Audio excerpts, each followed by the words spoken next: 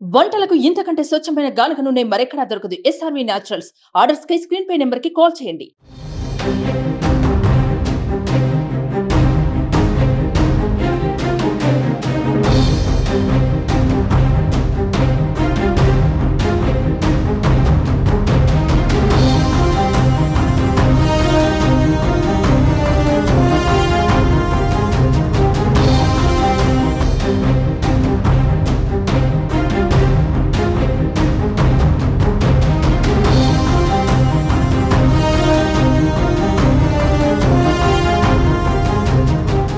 ఆంధ్రప్రదేశ్ సార్వత్రిక ఎన్నికల్లో దాదాపు 2 నెలల పాటు ఉధృతంగా సాగిన ప్రచారానికి తెరపడింది.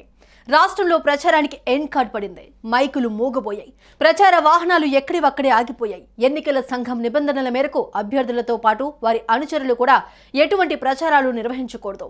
ఇక ప్రచారానికి తెరపడడంతో ప్రలోభాల పర్వం మొదలు కానుంది. రాష్ట్రంలో సార్వత్రిక ఎన్నికల ప్రచారం ముగిసింది. ఏప్రిల్ 18న నోటిఫికేషన్ విడుదలైనప్పటి నుంచి ప్రచారంతో హోరెత్తించిన రాజకీయ పార్టీల మైకులు మోగబోయాయి. మే 13న జరిగే పోలింగ్కు 48 గంటల ముందు ఎటువంటి ప్రచారం లేకుండా నిశ్శబ్ద కాలం అమల్లో ఉంటుంది. ఈ సమయంలో ఎటువంటి సర్వేలు, ఎగ్జిట్ పోల్స్ ప్రచారం చేయకూడదు. పోలింగ్ ప్రక్రియ దగ్గర పడటంతో వచ్చే 48 గంటల్లో అధికారులు చేపట్టాల్సిన చర్యలపై రాష్ట్ర ప్రధాన ఎన్నికల అధికారి ముఖేష్ కుమార్ మీనా కీలక ఆదేశాలు జారీ చేశారు.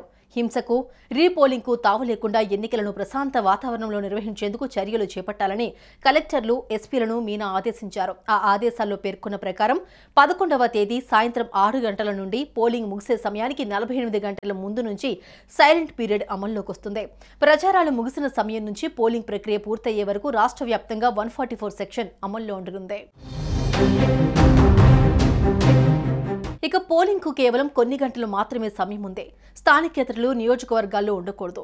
బల్క్ ఎస్ఎంఎస్లపై కూడా నిషేధం ఉంటుందని ఎన్నికల అధికారులు చెబుతున్నారు. అలాంటి సందేశాలు వస్తే ఓటర్లు పోలీసులకు ఫిర్యాదు చేయాలి. ఓటు వేసే కంపార్ట్మెంట్లు మినహా మొత్తం కనిపించేలా వెబ్కాస్టింగ్ కెమెరాలను ఉంచాలి.